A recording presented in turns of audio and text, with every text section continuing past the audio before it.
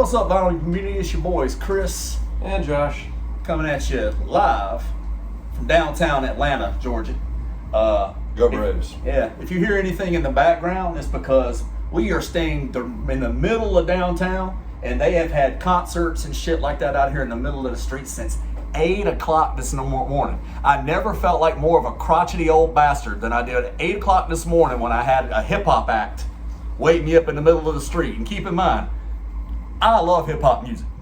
I love it. Not at 8 o'clock in the morning when I'm on vacation. I don't love any kind of music at 8 o'clock in the morning when I'm on vacation. John Coltrane could come through this door from the grave and serenade me at 8 o'clock in the morning. And I'm still going to be like, God damn it, John, shut up. Probably. Probably not. I don't know. Anyway. You are the king of hyperbole. I know. That's what I do, baby. That's what I do. So, cheers, Josh. We'll show off. I'll tell you what, you guys see, I'm all about this, but we in Atlanta. And the team, as I brought up, is undefeated when I'm in town. That is no joke. I have looked that up. Braves never lose when I'm here. I even tried to score some season tickets off a guy at Soul Village in downtown Atlanta. He was mad at me because I wasn't here in the playoffs last year. Anyway. You watch, I'll finally get a chance to go to New York and watch the Yankees and they'll lose. Anyway. That's your luck. Josh, why don't you go first? We'll start with Record Loft. So the first place we went was Record Loft, right? Yep. Yeah. We went to Fox Brothers this morning for lunch again, like what we did last time we were here. Thoroughly enjoyed it. So they set us right in the damn glare of the sun. But other than that, they're always really nice. I love the place. I'm going to want to come back next time I'm here. It's a great place. And then after that, we took it to Record Loft, where always great scores. The people that run the shop, super nice people.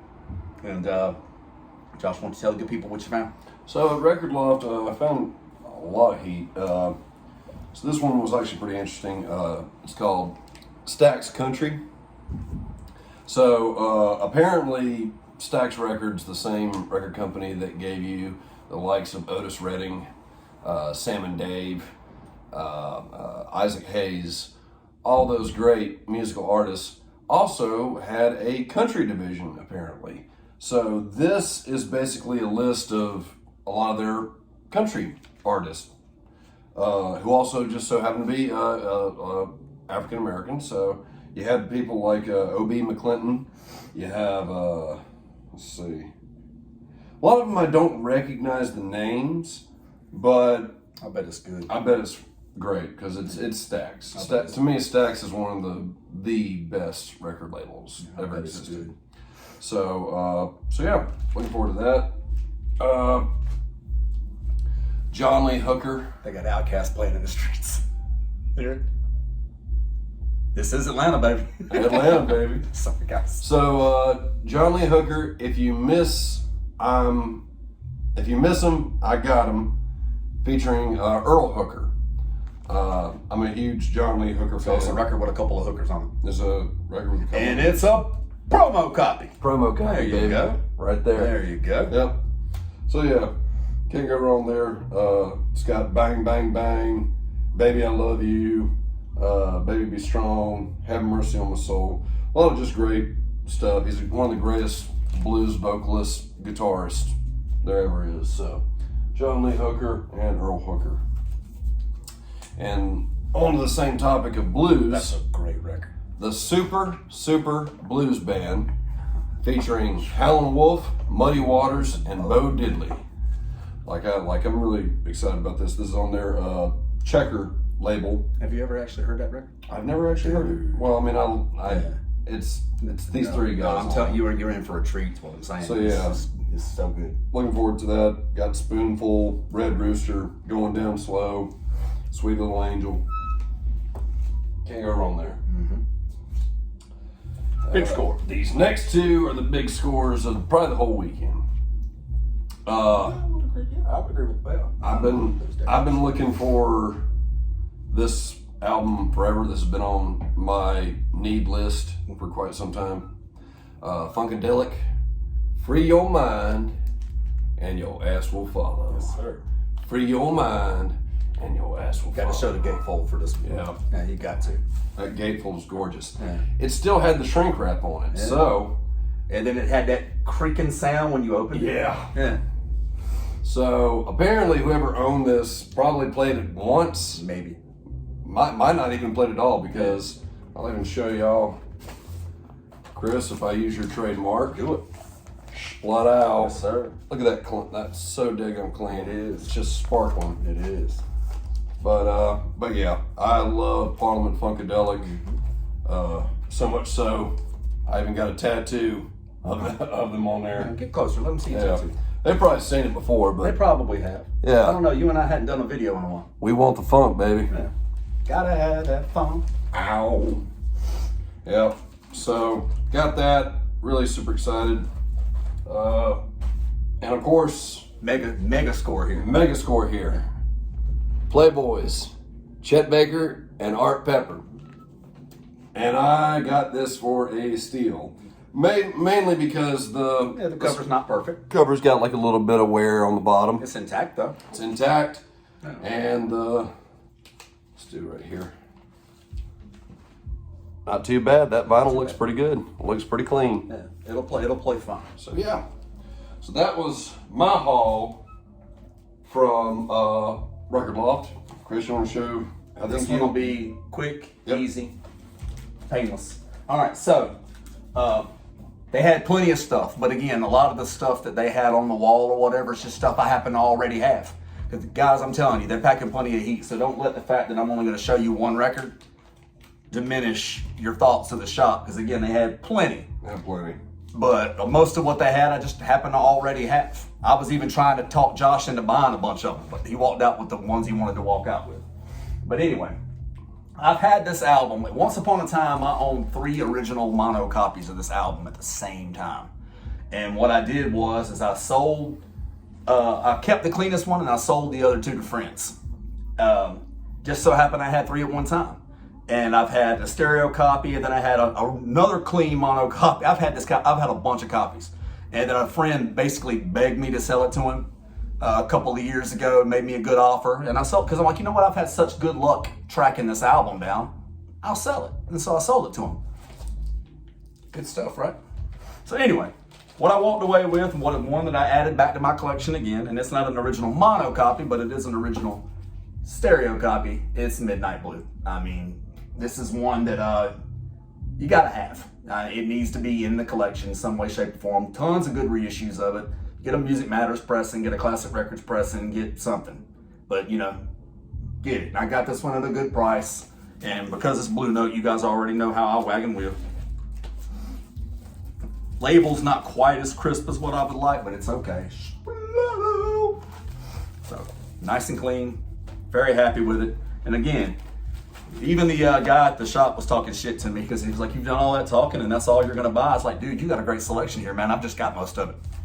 I mean, that's just, you have that sometimes. Mm-hmm. And so that's it for me from the Record Loft. We highly recommend, if you're in Atlanta, Georgia, the Record Loft. Simple name. You won't even see it from off the street. It's one of those things you got to know it's there. But you turn on, you go up a case of stairs, there's a restaurant right below it. And there's a restaurant right across the street, and it's got a sign up in yellow, simple, the Record Loft. Tell them that Chris and Josh sent you, even though they don't know us by name because we're not from Atlanta. Anyway, shout out Watkin Brown if you ever see this video, by the way. What's up, Chris? Cheers to you, buddy, because I know you live right up the road from that shop. Then after that, we took it to, well, the intention was to go to Criminal Records. So we parked the car on the side of the road down there, you know, in the part of Atlanta that's usually got the dankiest smelling weed. God bless it. So good. And we get out of the car and we go walking. And as I'm parking the car or whatever, I glance over to the side and I see a sign that says Soul Village Records. I've never heard of this place. I pride myself when I go out of town on doing 2 things. I'm going to find good record stores and I'm going to find good food. My wife does all the arrangements. She sets up the hotels. She does all that shit. I find the record stores. I find the food. But somehow, some way, in my researching, that place didn't come up. So I'm like, hey, man, you want to stop in there? He's like, yeah, sure. Why not? We're walking right past it. Guys, what a treasure this place was. Great vibes. What a great vibe. You walk in and the people that run the store could not be nicer. They're cut up with you, they joke with you. I got a hug from one of the ladies that worked in the store. Clientele is great. Josh and I cut up with two of the ladies in the store for a good 30, 45 minutes, just cutting up, just joking. Just wonderful people. Yeah, just having a good time. And it's just really an awesome shop. And then when I asked how long they've been there, like, oh, we've been here forever. They've been like 30 years. I'm like, oh my God, now I'm embarrassed. Like, now I'm flat out embarrassed. And we made the gentleman who owns the store promise every time we're in Atlanta, we're going back. Yep. So, got permanent customers from now on. Again, if you're not familiar, even if you're in Atlanta and aren't familiar, you're passing through Soul Village Records, guys. Cannot endorse them more. I'm going by again every time I'm ever in Atlanta. And on that note, Josh, you show the people what you did. You found. I figured since we were in Atlanta, I might as well get the great Atlanta hip hop group Outcast. Speaker Box and The Love Below. Just a great double LP. This is basically some of the music from my childhood, well, from my high school years. Yeah. From my high school years, like just, I mean, Hey Ya, The Way You Move. The Way You Move, Roses. I know you like to think your shit don't stink, but lean a little bit closer, see roses really smell like boo-boo. Yeah. So yeah, it's just great music back to back, and it's pretty much a double LP. Yeah, like it's an Andre solo album and a Big Boy solo album. And it won Best Album at the Grammys. At the Back Grammys. when the Grammys still kind of sort of meant something. Yep. Yeah. And I've already got Stank on You, an original copy, and I always wanted to get this one. So super stoked about that. So I got this record because I like this record, and I also got it for my wife because I she like that record too. loves this artist, Kareem Bailey Ray. Her self-titled debut album. It's the 15th anniversary edition. It's hard to believe that record's 15 years old. Yeah. It's got, of course, her big hit, So Put Your Records On. So yeah, It's really good. Really good. And she's gorgeous too. She is very gorgeous, Yeah. and she's very talented. Yeah. So She is awesome. yep. So Kareem Bailey Ray. Mm-hmm. Then we didn't know this, but apparently there was more to the shop in the very back. Yeah, like 3 separate sections of the shop. Separate sections.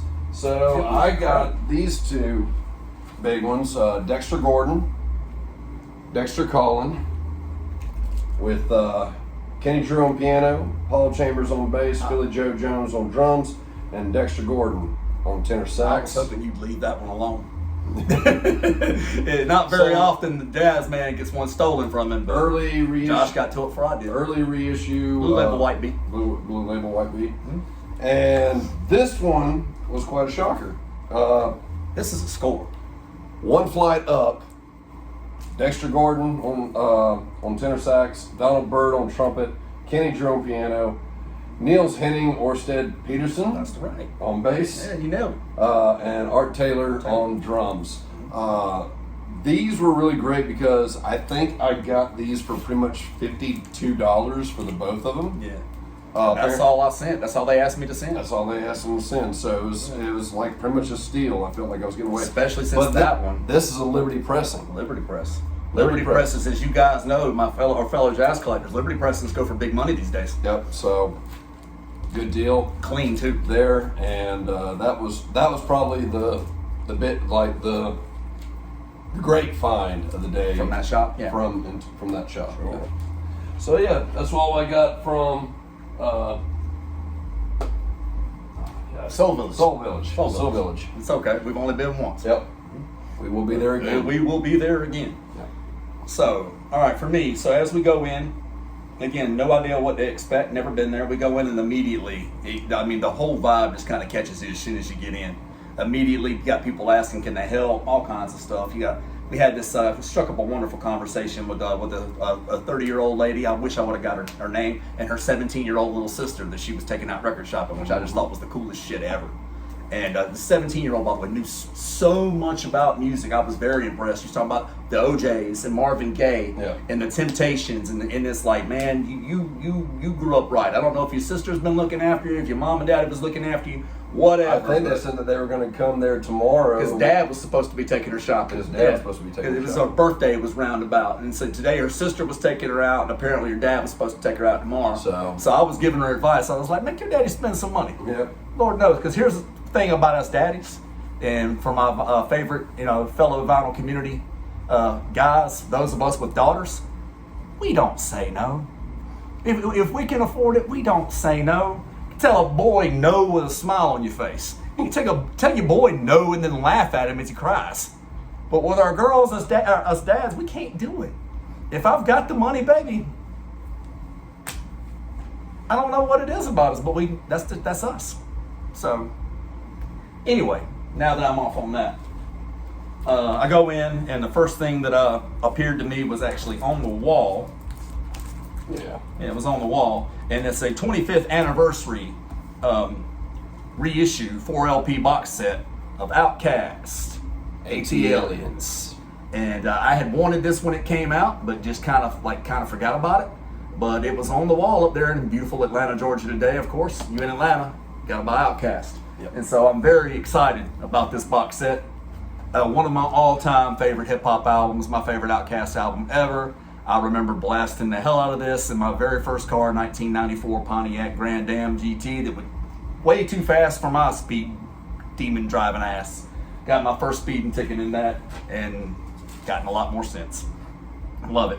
The next one is Machiavelli, the Don Cluminati, the 7-Day Theory. This, of course, is Tupac, his very last album. It's considered posthumous because it came out a month or so after he died, but it is the last one he recorded to be an album. Yep. I love it. A lot of people have got varying opinions on it. I love it. From track 1 through 12, it's awesome. For me, it's no skips. It's all killer, no filler. And goddamn, I just love Tupac. I mean, what's not to love? He's been dead for 28 years, and man, I'll probably still listen to this guy when I'm 60. I mean, I'm 70. I mean, hell, the music you grow up loving. I mean, a lot of people think that they get too old to listen to certain stuff. You don't. If you love it, you love it. Yep. And then, of course, as I'm thinking that's all I'm going to walk out with, this lady looks at me. She goes, well, you mentioned that you like jazz. She goes, we got some real good jazz records in the back. I'm like, oh, hell. So we go through this one middle section, and then we go to another back section. There's a whole nother setup full of records, mostly jazz, that we didn't, had she not said that, we wouldn't have known was there. And then we go, and then, of course, your boy got to looking around, and the first one that I come up with is actually one that I've been looking for a while.